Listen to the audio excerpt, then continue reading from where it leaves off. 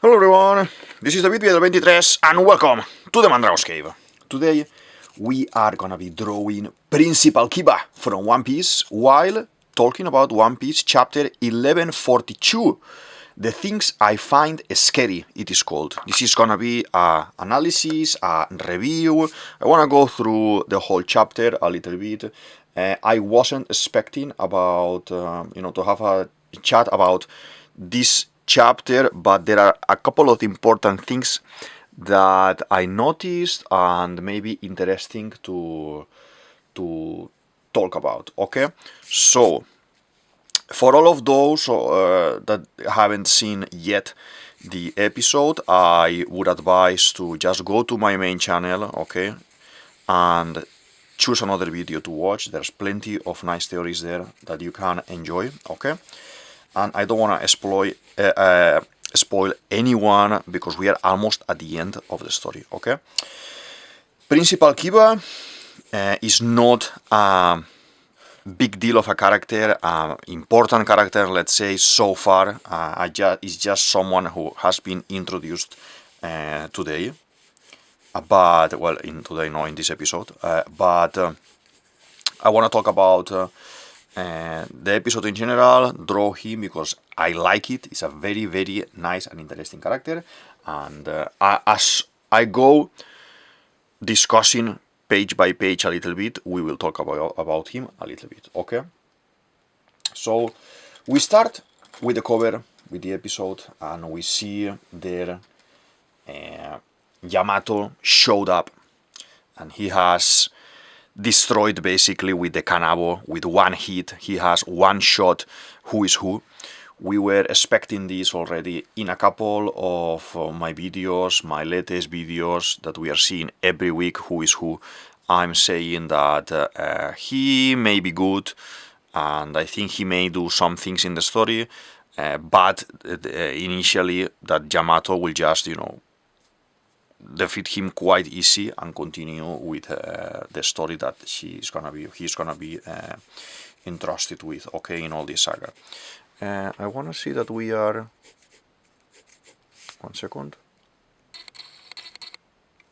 Yeah, I think we are on frame to do the character like this.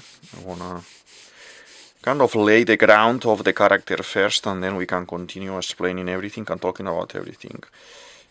Like this, like that, and here as well, like this. Okay, something like this is very nice for the character. This is a quirky, funny, cartoony character, and I wanna draw him very loose without having to worry much about perfection. You know that I always try to add a little bit of my extreme cartoony design to the characters.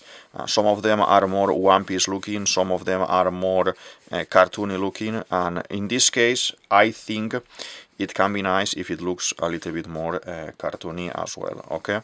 I'm just defining some of the important bits here so we can focus in the line work, okay? But basically, yes, I want to do a video about who is who soon. I've been wanting to do this video for some time. I mentioned it in a couple of my videos as well, and just a solo video talking about his role in the story and the introduction of Nika, the talk with Jinbei and everything. I find it very interesting to see that conversation. I find it very particular that guy was the character that Oda used to move this story forward, because the connection with Luffy's fruit, the connection with Shanks, the connection with CP and everything. But I will do a specific video only about who is who, talking about his story basically, okay? So we start the chapter. There is like a snake-like creature attacking the school. The kids are terribly scared, and we see something different in the image. The creature is textured different on the paper, okay? On the paper we see the drawing different. Sometimes we have that in One Piece, like Ryunosuke. If you remember, this is the kind of dragon that Kanjuro draws on the floor and with his power awakens him. and all of them ride on his back to go up through, on the legs of Zunisha to climb Zunisha, okay? The meaning of this is that something weird is going on in this chapter, something weird is going on with this beast. It is not something that we are used to see, and it is not a normal beast, okay? So we see more people being introduced. The math teacher is introduced in the story. Then we have the principal as well. The principal, Mr. Kiba or Kiba-san. I don't know how it will be in Japanese, but probably it's going to be Kiba-san. Head of the walrus school, like he's actually looking like a walrus. So I'm doing the body first. And then he has a very long beard, like this, okay? Long beard. And I'm trying to do the design for the tusks here as well. Here and here. Okay. I love this character design. I will talk a little bit more about him in a second, but I just want to kind of situate the face. Situate the face and everything, and then we can start with the full design. He is very white here and has the hair, spikes there as well, very, very cool.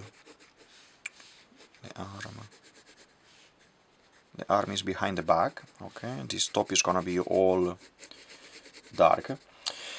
So, Mr. Kiba, head of the school, is a walrus, okay, it's looking like a walrus. And obviously he's a giant as well. Meaning of this, is that he is a Wotan. Oda is not gonna confirm anything like that because this is not important for the story going forward. This is not relevant for the story going forward. This is a way of Oda, the Oda way of showcasing multiple races and a connection and adaptation and acceptance of different type of people, different type of races, mixed races within the Elbaf community, within the Elbaf world. This is a way of Oda, in my opinion, to explain to everyone like, what everyone wants in the story, what Big Mom wanted to have a big family and everyone connected and everyone friends, what Luffy will want at the end of the story as well, that everyone has someone to share his food with and no one is alone. And many other characters as well can have this same storyline. What we see in Elbaf with this type of character, for example, and the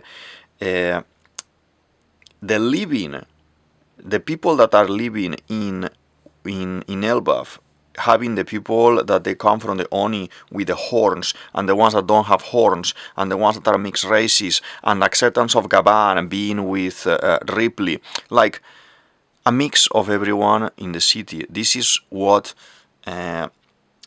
people in One Piece, or a lot of people in One Piece, is aiming to have at some point, like everyone living together and coexisting, okay, coexisting and respecting each other. And I like the way of representing this. I like the introduction of new races like the Dosundadan, and I like the concept of this happening with the giants, because we have as well Kuma with the Buccaneers and everything, so multiple races in a same place set up is something very interesting for storytelling, okay? Let's do the teeth. He has a little bit of teeth there, like pointy, like a creature. I love it. And the concept of Wotan is basically a half giant, half Gyojin, like Big Pan in the Foxy saga. Okay, I talk about this a little bit in my Saint Foxy video that I'm gonna put here on the top. You can check it out. It's very interesting. It had a lot of nice feedback. The video, people is watching the video and everything, and it's very nice. So this Mr. Kiba is strong, and I love the character design. I love how bizarre the characters can look in One Piece when Oda is playing with all of these details. For example, now with the horns, with the tusks, with the designs for the plaits here, this shoulder cover that he has with the spikes and everything, it is looking like an old man, but a good man, and at the same time strong. Okay, strong. So let's create some. The hair has a long hair here at the back. It has big cape as well, falling here to the almost to the floor. Okay, and he obviously, like all good giants, is carrying a very nice weapon. In this case, it's a hammer. It looks like a carpentry hammer. Okay, so maybe this guy could have been some sort of carpenter or some sort of clever person like Nico Robin in the story, like we have our different type of people for different type of roles in the story. Okay, so this guy probably carpenter by the weapon that he's using, and clever or some sort, no archaeologist, but like a clever person, like a teacher, like someone who can put order and you know, have the mature view and the respectful view in the crew. I would say, because of the character design and because of the type of weapon and everything that he is using. Okay, so we do. Hope I'm in frame. Sometimes I start drawing a little bit too big and I lose control of the size, but I want to keep it nice here. And then we have the hammer here. It's gonna be like this, and it has this part like this. Yeah, something like this. Something like this is very nice. A lot of hammers we are seeing lately in One Piece, and I love it, and it's Usopp connection. I will talk in a moment about it, but so far this is very, very nice. Let's kind of recalculate. Yeah, like this. I picked brown today for the sketch because I always like to kind of, if I can, to kind of pick a color as well that is gonna match the color with the character. We don't know about the color scheme for Mr. Kiba because he is obviously a very new character in the story, and I don't think we will see much about him. But at the same time, yeah, we will invent more or less the colors that we think he may use, like we did with the other videos with the God Knights and everything. And I wanted to draw Klingham today, but you know, at the end I decided that I'm talking more about, I'm gonna be talking about this guy more, and I think if I don't draw him now that he has come out, it will be more difficult in the future to talk about him, because he's not like, for example, Klingham is gonna be doing things, like he's doing things already in this episode, and I can talk about him in the future, I can talk about his possible powers in the future as well, but this guy is one of those secondary characters that shows up in the story at some point, does a couple of things, or give us some information, and then disappears. So if I don't draw him now, I'm afraid he may just go in the story, disappear in the story of One Piece, and we don't have the chance again, or I don't remember to draw him again and everything. And I think it's a character that I've seen showing up in the episode, and I said, oh my god, I need to draw him. I need to draw him, and yeah. So feel free as well, if you have read the episode already as well, to tell me what you think about him, and if you like him as well, and it for me it's very nice, and I just wanna kind of, this is gonna be the shoes, this kind of decorations that Oda is making for the legs as well, and everything in all of them. Most of them they have these like road. Okay. Here. And here, something like this. Very nice, very nice. Mr. Kiba, as I said, very strong. He attacks the snake, combined with Saul's attack, smashing the snake in the ground. Saul, let's not forget about Saul. He was a marine and not a normal marine, okay? Saul, good old Saul, if you remember, he was a Vice Admiral. That is strong. Remember Momonga, Strawberry, Onigumo, Delacroix, just to name a few, okay? Garp is as well a Vice Admiral, but obviously we know that Garp is not at Vice Admiral level. Garp is basically at top tier God mode, and we can't count them between the Vice Admirals, obviously, properly, obviously. These guys are the top tiers of the Marines. Even if we haven't seen much of them, these guys are the big deal. Above them only the 3 admirals and the fleet admiral. Okay, that is not many people above them. And if you think about it, these are the guys who they have sent to do the buster calls, to capture something big, someone big. The guys who have sent as well for the Shichibukai as well. Momonga went to talk with Hancock, and then we had the Strawberry in the flashback, doing the raid and capturing, attacking and destroying the Sun Pirates and Fisher Tiger as well.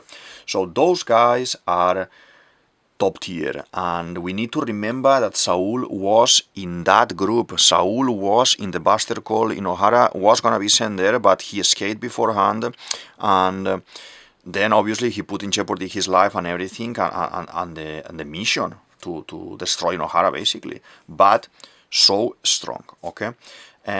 We have a hands-on panel that I'm drawing this character from that hands-on panel. Introduction, Principal Kiba, next to Saul. This is Oda. This is Oda's way of saying, hey, Nakamas, look, he looks different, he's a mixed race. He look at here again, because we already had his face reveal in the previous page. So you can see the variety of the One Piece world. I love it, and I will not get tired of saying this. As well, Kiba is former giant pirate, and for his looks, apparently it should be, how old he looks here. From Dory and Brogy's crew. Okay, I think we kind of have. The. He's complaining about his back here, but I'm not gonna do the drawing of that joke. Just wanna draw him normal. Let's do 1 second. This cloak, this Viking massive cloak in dark.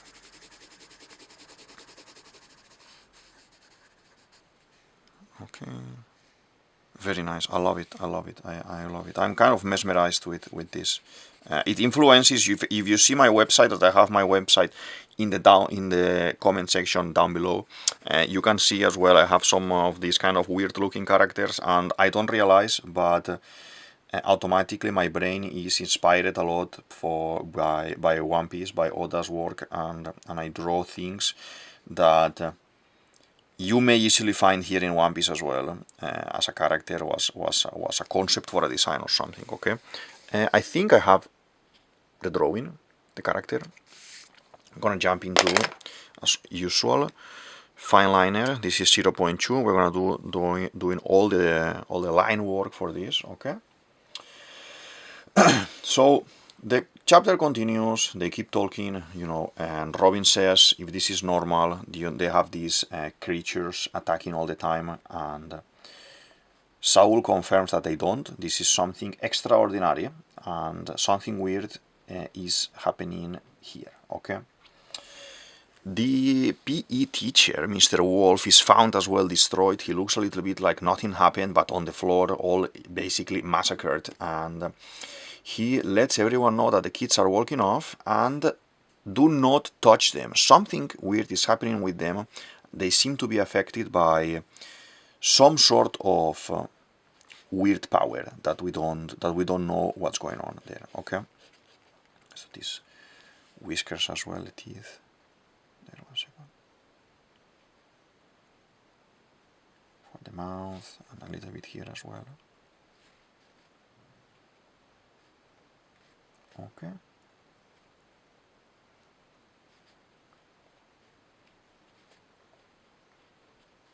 Something like this is gonna be. We can't see actually. I don't want to do something very perfect. I want to do something very nice for me, loose like this. Okay. The horns here. here, the helmet. Okay, very nice. I am actually enjoying a lot this character, this drawing, and I can't wait to see a little bit more of him or more funny moments, because he's old, and in this moment he's complaining about his back. Oh, my back, oh my god, I'm too old for this. So I can't wait to see a little bit more of this kind of jokes with him and the old age. I think he's gonna be a very nice connection and talk with Jinbei. I don't know why, but it gives me, because the Gyojin connection, the Walrus connection, and the older generation, it gives me the interpretation that he's gonna be connecting very nice with Jinbei, and maybe there's a nice conversation there as well. I can't wait to see that. Let's do a little bit of hair here. Okay,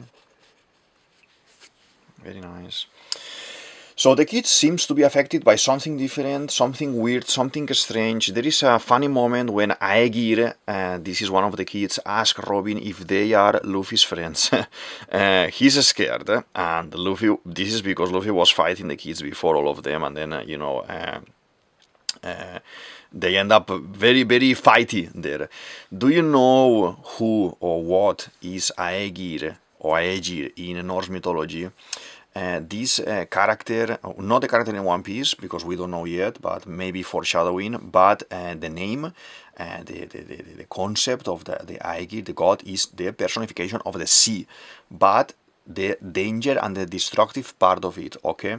This, I think it may be foreshadowing of...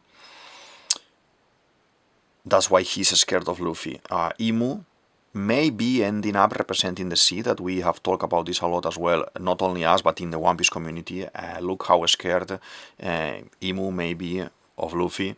If the sea itself, for example, is some sort of god or some sort of spirit that we are introducing now, this kind of concept in One Piece, and is as well denying the Akuma no Mi users the ability to swim, look how this sea can be scared of Luffy, and it makes something very funny for me, and it makes something very interesting, because we can see a shift in things, maybe users being able to swim, even, or maybe Luffy being able to swim if he wants, because this kind of joke that Oda put there in the background with the name of the character, this is the important thing, okay? I think that is a joke with double meaning. Mark my words on this, okay? Because I think it is gonna be important, okay? Let's do some of the spikes here. 1 second. Spikes, the arm. This is some decoration that he has on the arm as well. And here is most of it is the belly.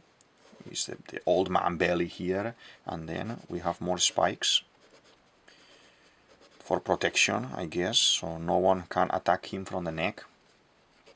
You know, predators, they will go first for the side of the neck.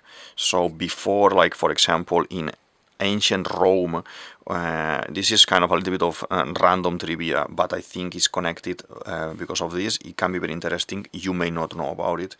The Romans and the legions were very feared everywhere, and not only because what we see in the movies. We see in the movies kind of a toned down version of what they were doing for attacking. They will not go only in turtle or tortuga formation and attack Asterix, Obelix and invade people, and they will have a first line of dogs, very, very big dogs with collars and kind of armor around the necks with spikes like this. So if their enemies had other beasts, other animals, or even they themselves trying to kill the dogs, they will struggle. And that was one of those Roman things, very fearsome in the battlefield and very challenging to overcome. And that's why as well, releasing these animals in a first round, they will kind of clean the full battlefield for them for the legions, for the formation in a square formation, to come and continue cleaning the battlefield, okay? So this armor type of thing is just a funny thing, well, not funny, but interesting thing, let's say, interesting thing to know if you like about trivia, things about trivia and different topics, okay? The hand, the hammer. This is gonna be a piece of wood there, so we make a little bit of texture. It goes, I wanna make it that is at the back, okay? So I'm not gonna make it on top because it's very nice, and then it goes here, here, and probably it has something like this to hold this like that, the massive hammer, okay?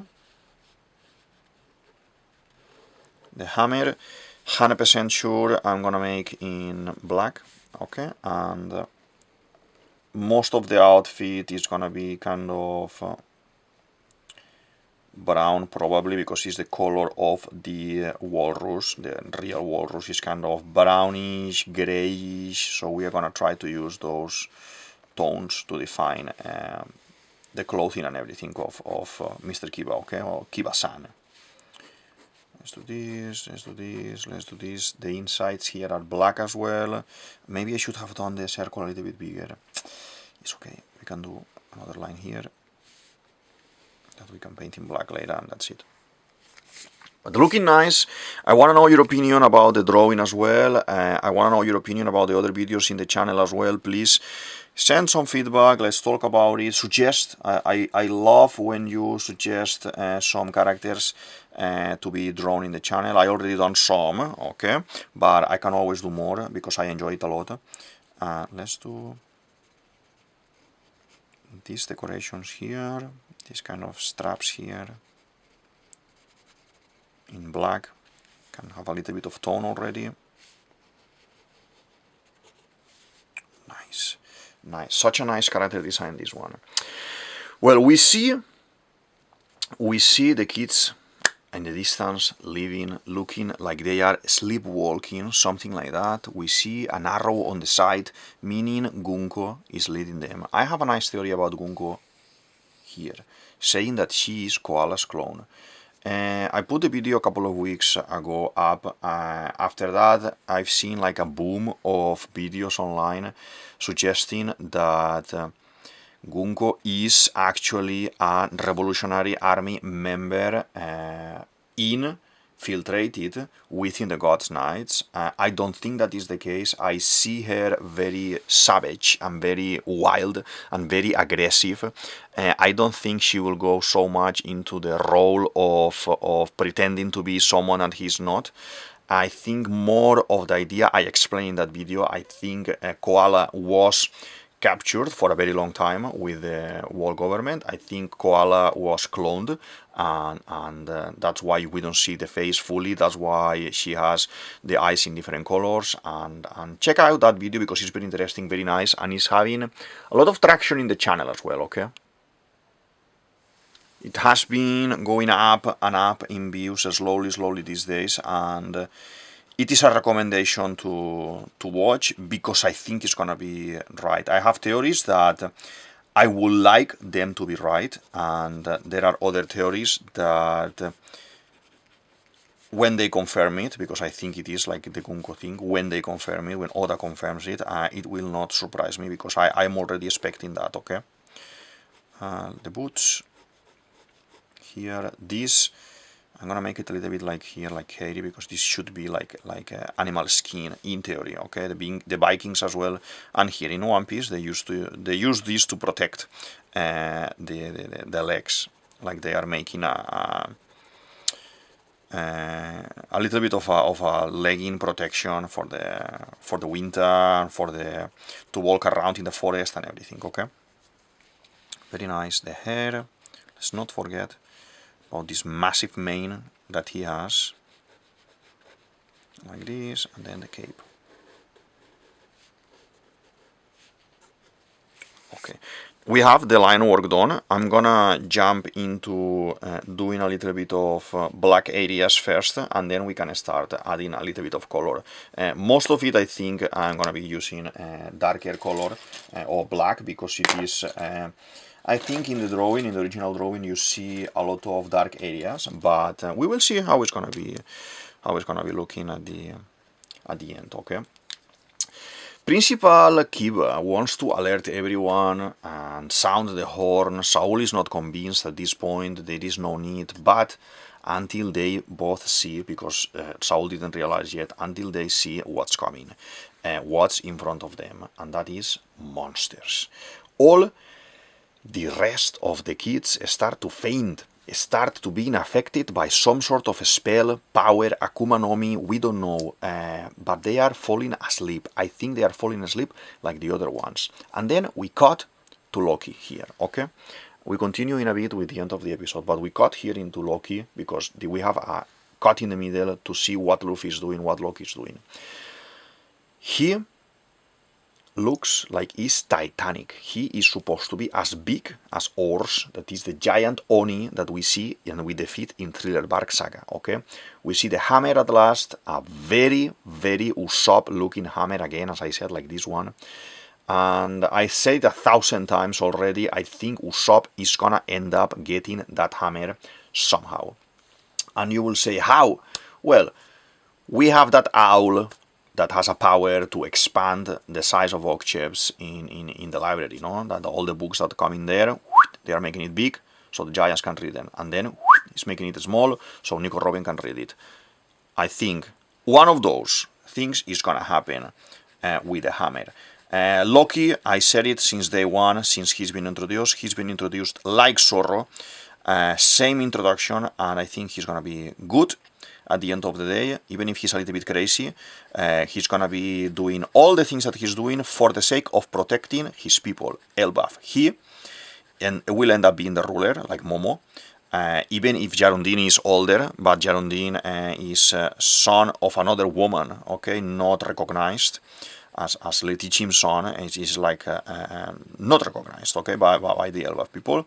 And I think he may end up gifting Usopp, because they need to have a connection there, may end up gifting Usopp with the hammer. Okay, the hammer obviously represents Mjolnir from the Nordic saga and Thor and everything. Okay, so if we have all those things happening in order, as well, the biggest lie of the Usopp, that is Captain Usopp, he's never been captain, only of the Usopp pirates back in his town, will have to be true.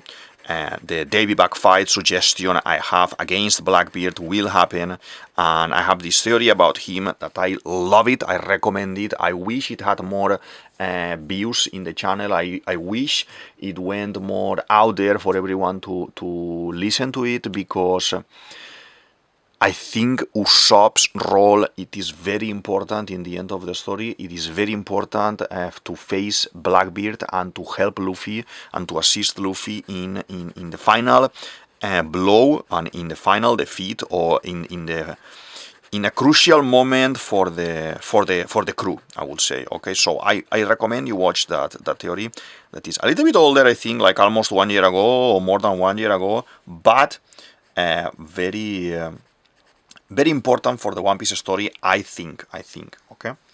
So, out of the blue, Loki wants to attack the tree. He's kind of mentioning it a couple of times. He reiterates in the weakness of Elbaf that was mentioned in the previous chapter by Ripley, electricity, lightning, and fire, basically. And why is that? Well, we know that trees are wood, obviously, and the wood burns straight forward.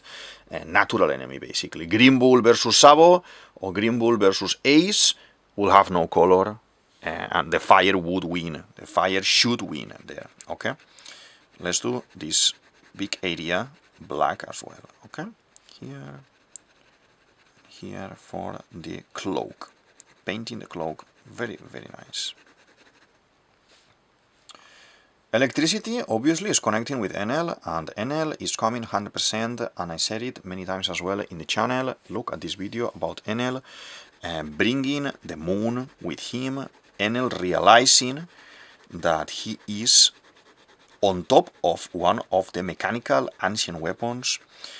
In that story about NL, I talk about the mechanical ancient weapons. There are videos in the channel. There is an exclusive playlist created talking only about mechanical ancient weapons, how there were more weapons that we expected, or not only 3, in fact 6, and how as well we will see them coming into play in Elbaf, at the end of Elbaf, for the sake of destroying and making the Adam tree fall. Okay, a very, very nice thing as well that we see in this moment with Loki and everything. When he attacks the tree, lightning strikes there.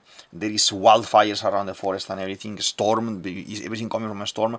We see at the top of the tree. I thought the tree will be without top. It will be super high.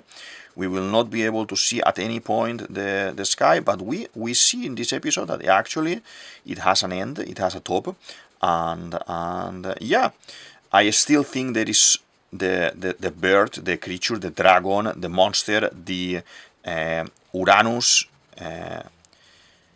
creature, Sky King, I will call it Sky King, that BB will control is still up there. Okay, as you see, I'm doing this all the time. This is something to keep in mind when you are drawing, just as a side note while we are talking about the episode. When you are drawing, if you done a first round with a little bit of pencil, the residue, the dust that the pencil is leaving on top of the paper, the texture, is making a kind of friction with the pen, because the pen is more liquid. Obviously, it is ink. So basically, it is a kind of reducing the connection, the pen with the paper. It's kind of creating a middle barrier there, telling me, hey, you already done this, I am not gonna allow you to put pen, and I'm insisting, and to clean a little bit of dust, you have a paper on the side, or I do like this, then later I wash my hands and that's it. But in many of my videos you will see this, that I'm just talking, drawing, or painting something like this, a little bit bigger area, and then I'm just, doing some lines on my hand for quick, okay?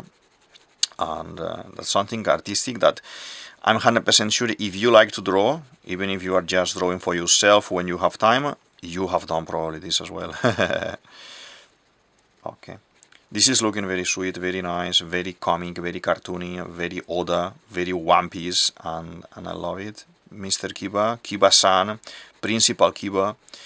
This is super cool design. I said it at the beginning of the video, I want to see a little bit more of him, and doing maybe some more attacks or comments or nice.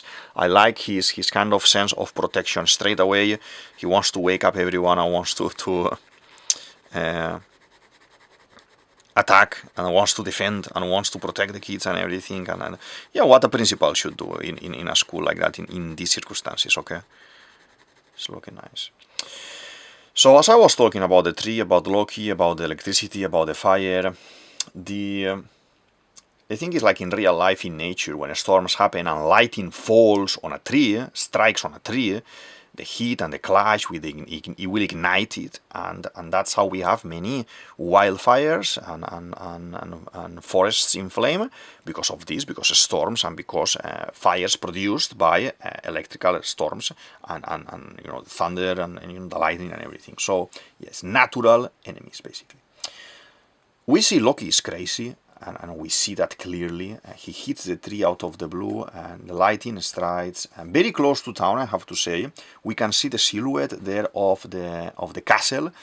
He hits close to the town where these guys are as well, and where we have seen this snake beast as well. Okay, so I think his haki is out of charts as well, like Luffy's, like Momo's, and I think he's not striking randomly. I think he's able to strike at specific points with his hammer, and he already aimed to attack there to the creature, this snake or another beast, okay, that we will see now in a moment, because there are more creatures there, okay, these monsters and everything. So I think he already maybe strike a couple of them, or he's actually wanting him to be released to go there and help. He sensed those creatures, he sensed the God Knights and everything. Well, he knows the God Knights are there, but not all of them.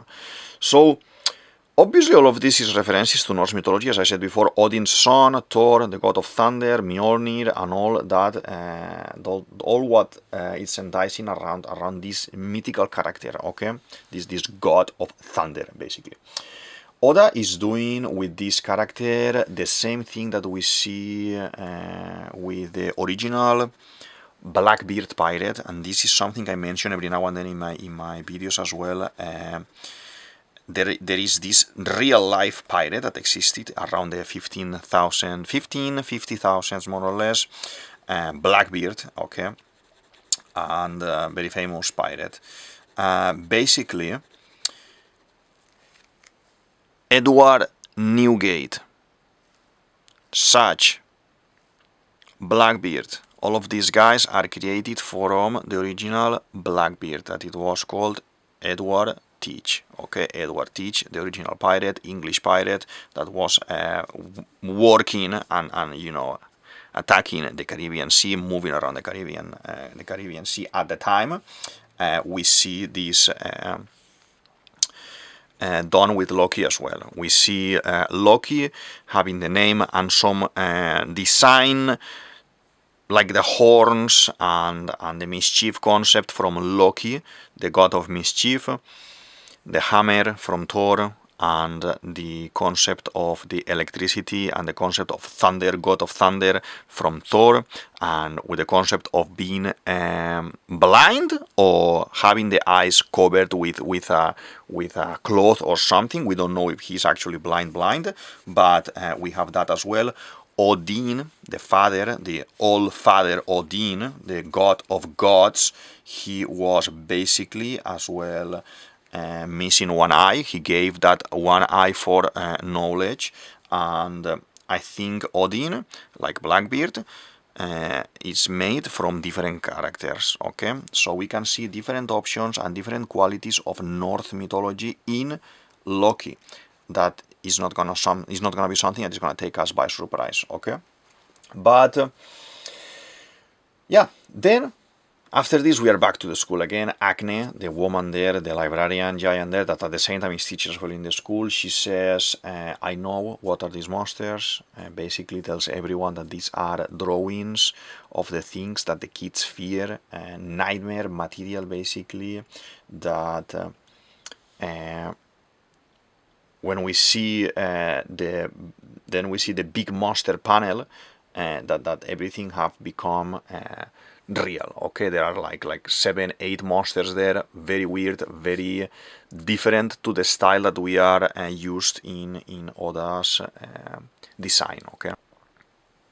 We see Saint Klingham there, okay, in a moment, and he's kind of saying something like, alright, that should do it, and then he falls asleep. So the monsters, they're putting the kids to sleep. I think it comes from him, it comes from his power or from a borrowed power. Saint Summers asks Gunko, what scares you the most? And she says Nika. Here it is again another way of Oda revealing or showing this eternal clash and fight of light versus darkness, okay? And it is something very very obvious, I would say, in my opinion. Let's do these tones here as well. A couple of interesting things, very interesting things, because as well this is the end of the episode almost, okay? This is the last probably double spread is gonna be, like a double page is gonna be that when it's printed. But a couple of interesting things. First of all, Nika's birth, as we understand, because we don't know fully the scope of Oda's plan with this, but in theory, like the Akuma no Mis, this came to be because the desire of people of having Nika and having fruits and having all these things, the dreams of people became material, became reality. All of this concept in One Piece, it is being introduced now at the end of the story, and Oda needs to lay it very nice for all of us to understand and not be something random that is just showing up there. and this is introduced in as well, I think, in the Red movie with the Tot Musica god monster. And since I said that I made a video about Tot Musica as well, I thought this will be more and more introduced in the channel because it is important for the concept of gods, okay? So with this, what we see is that the nightmares and the fear of the kids in this episode are becoming real, like Nika became real from the dreams of the people. From the good dreams, Nika showed up. From the bad dreams, nightmare, maybe Imu showed up, or the god representation of Imu, whoever Imu is gonna be embodying, it's this darkness, okay, as well. And the creation of parallelism here, because I think Klingham is using some sort of Imu power to create these representations. I don't think he is using his own power, okay, to do this. I think he is borrowing this from Imu. All these people that are bad guys, from the God's Knights, from the Gorusei, those guys that are using darkness, they are using Imus, they are coming like with the mystical circles, with these demonic circles. All of those are contaminated and they are kind of plagued by Imu, corrupted by Imu, and they basically have no. They can have powers of their own, yes. They can have the fruit of transforming in whatever monster, yes. That is okay. But I think they don't have, how I would say, they have like extra power. What I say is they have like extra power, and they are able to borrow some of Imu's powers to do something different. Maybe Klingham power is to put them to sleep. He's able to put anyone to sleep, okay? And then he's using this monster recreation from Imu, because it gives me that vibe because that is something very broken. It's a very broken power, and to give that to someone, even if it is a top tier fighter of the world like Klingham is a god's knight, so he is a top fighter. To give that to someone like that destructive power, you need to match it with something like you know, like in the Revolutionary, for example, no, like in Dragon, like Sabo, like Karasu. I think it's too broken for a character like Klingham. So that's why I think that his power, it may be only to put people to sleep, or to be able to maybe control people when they are asleep and make them sleepwalk and guide them somewhere else. But the transformations itself, the transforming those dreams into reality, I think he's doing it through his sleepwalking power or dream power, but borrowed from Imu, most probably. I will say most probably, because if not, it is a challenge there. It is a challenge. Only him, it will be very difficult to defeat. Imagine there now there are 4 of them, 4 God's Knights there. Saint Summers is there, Gunko is there, Shamrock was there. I think he left already, but he was there as well. So it will be almost impossible to defeat, basically. I think I added a lot of black everywhere, and it's time for me to start putting a little bit of color, okay? Let's do some details here on the side, and some details here as well. And then I start adding a little bit of color, okay? Brown, I want to use brown. I had a very nice brown here I put on the side. Let's see if I can find. I have this red as well. I like to use this red. It has a little bit of tint of brown as well in it. Very interesting. That I'm going to be using now in a moment. And for example, to make this kind of texture here, maybe, with this red, this redness there. Okay. For you to understand a little bit more of this, I explained in my Prince Gross video that I'm gonna put here how Emu is puppeteer of the Gorusei. This is before Saturn was eliminated, before that was revealed how they were kind of sentients of Emu basically, and she could kill them anytime that he wanted. And when we see Emu suck all life out of Saturn and kill him naked, that is very interesting. And I think all of these characters, she or he is able to do that. All these bad guys with their darkness, with their mystical teleporting circles, they can do this thing, okay? I would like to know your opinion about this, because it's very strange and very new thing, a little bit of a broken concept, but it can be interesting, okay? Then, funnily enough, the monsters. Let's take a look close of the monsters, just to finish the video and everything, because we're almost finished here. And if you think about it, the Nika monster of the left, Warrior of Destruction, Luffy, the Loki monster in the middle, Loki. But what about the rest? Giant skeleton looking like Brook on the side, with those ghosts around him like Brook.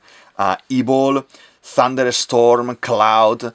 Doesn't Nami have Zeus like that? That is Nami's powers actually. As well, yes. And then don't we have as well the rest of the monsters can look like the rest of the Straw Hats. Zoro can represent the dragon with his Tatsumaki and obviously his connection with Ryuma. Sanji is known to be the hunter in the CP9 saga, fighting against Yabura. He can be the wolf. Usopp's the bird, because his flying star phoenix or fire thing that he burns the flag of the world government can represent that.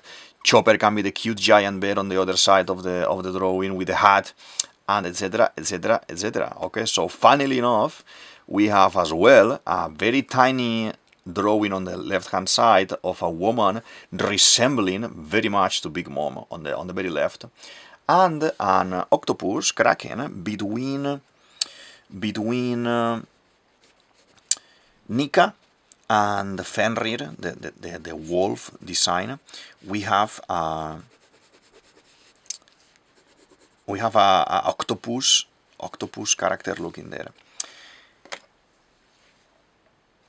The theory that I have about Blackbeard being having the kraken that I'm gonna put here, fruit, it can be very interesting there. This can represent the big players, foreshadowing for the Royal Rumble, for the actual Ragnarok that is gonna be happening in Elbaf. Okay, it's very nice, very interesting. I think it may happen. And I wanna know your opinion on this. Okay, let's do with the brown. We said we do a little bit of tone here with the eyebrows, the hair as well. I wanna do it a little bit brown. Obviously, predominant color here. I wanna use the brown that we use for the sketch to make this kind of old sense of color for the skin and for the hair and everything, the tusks as well. And I don't know why, but this is gonna be having a red beard. I don't know why, but I think it's gonna be like this, and probably we leave some white spaces to make it a little bit whitish.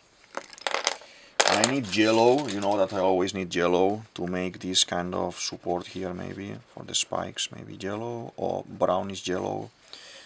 This needs to be yellow as well. Yellow all over the place. Okay. Foreshadowing for what is coming. Royal Rumble, Ragnarok, the dragon. Could even, if it is not Zoro, could even be Kaido. I think Kaido and Big Mom are coming back. And the thing is, The kids' fears as are shown here. There are titanic monsters. All of them can be very giant. Luffy has become very giant. Kaido is very giant. Big Mom is very giant. Nami could make the cloud very giant as well. Loki is very giant. Usopp can create a bird with his power, very giant as well. And Soul King now with this ghost attack that we can see that ghost design on the side as well. Again, we have that as a giant design. Nico Robin has her giant design as well now. All of them are kind of unlocking these new kind of super-sized powers, and it is very nice for me, in my opinion, and I want to see more and more about this. And it makes sense that a gigantic fight is happening in a gigantic territory, okay? It just makes sense for me. A little bit of red, a little bit of blue. Blue, maybe no. Blue, maybe no. But I'm gonna find now the black to just finish. I'm a little bit scared as well with the whole concept of the kids. The importance of the kids, the importance of the dreams, the importance of the fear, and all of these things that we are seeing here in One Piece lately are connected to the kids. These monsters, how is this called? The mural from a couple of chapters ago. The mural is drawn by kids, and it's kind of their interpretation of the story within the Elbaf stories and their myths and everything, and it scares me a little bit that Oda goes a little bit too much into the realm of dreaming and kids' representation of everything. But I just want to see what's gonna happen with that, and where are we gonna go with the whole concept of dreams and fear and nightmares representation. Because if you don't control it nicely, if you don't kind of put a nice way of capping it at one point, it can go out of control and you have undefeatable characters. If Klingham has that power by his own, it is undefeatable. How are you gonna be defeating someone like that? And it is not something that we are used to see. We can see, oh my god, how are we gonna defeat Doflamingo, for example? But yes, we know that at some point, by fighting and by clashing and by punching and everything you can, but with Klingham, with all those giants, you need to contrast with other giants as well. And those are not normal giant monsters. These are actually even bigger than Loki, even bigger than Luffy transformed, even bigger than anyone that we have seen ever, probably as big as Sunisha.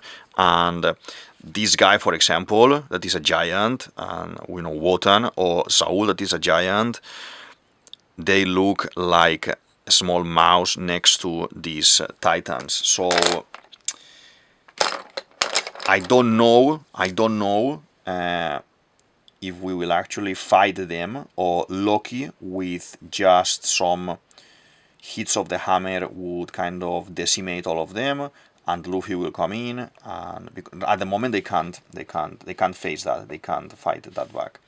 And we see that they have a material body. They can hit, because the snake, this snake-looking creature, is able to basically destroy some of the items around the school, and we are able to hit the creature as well to defeat the creature. But that didn't look that big. That one didn't look that big. Okay, so maybe we are gonna have. I don't know how we're gonna do this. Those guys look very big, and the thing that happened in Arabasta, in Moria's saga with the transformation with this combo, basically the combo that they did with Luffy's transformation and everything was very cool. But I don't know up to what level. I don't want to see, personally, I don't want to see Zoro or Usopp transformed into a giant Nika. That people is talking about this online as well. I don't fancy that. That is Luffy's power. Luffy's transforming like that is good. I want Zoro to make use of his abilities. I don't want him using Luffy's abilities.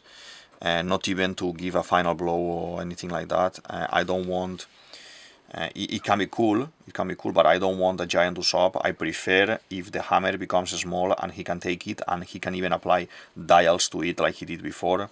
I want to see that craftsman power that Usopp has, more than a gigantic Usopp just hitting, because I don't think he's either someone who will fight that way either. So yeah, we will need to see what's gonna happen with that. I want to know your opinions about the episode 1142. I want to know your opinions about this guy, Mr. Kiba, and the concept of Wotan in One Piece. If you have any ideas or any feedback as well that you can give regarding, I read this about Wotans somewhere else, and they have this characteristic or this have the other characteristic. It can be nice, okay? But yeah, we're almost finished with today's video, okay?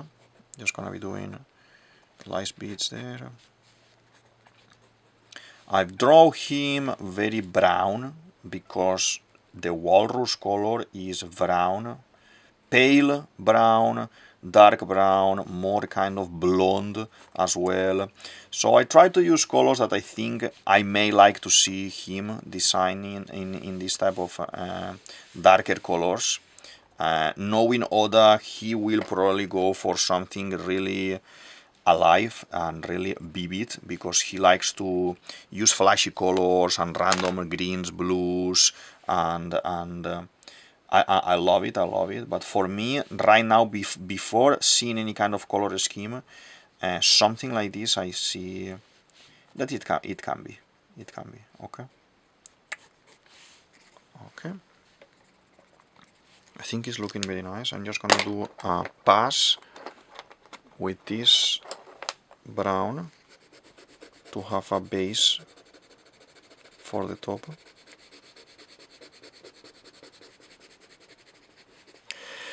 I do the designs in general very dark and very with a lot of areas in black, because I obviously take inspiration from the manga and I learn more from the manga, and when Toei is making the animation, everything is more plasticky and more vivid. That is very One Piece and I love it, but I see this guy with black top, but because it's in the manga in black, but that doesn't mean that when we have the animation version it's gonna be maybe red.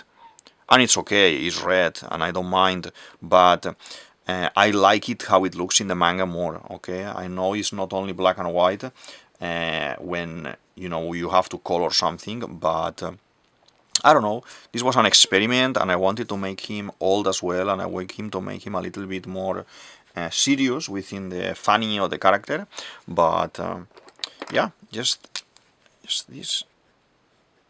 This a little bit tiny like this, the spikes, so we can actually see the spikes a little bit more. Okay, and the tusks as well here. It's so cool. It is actually super cool character.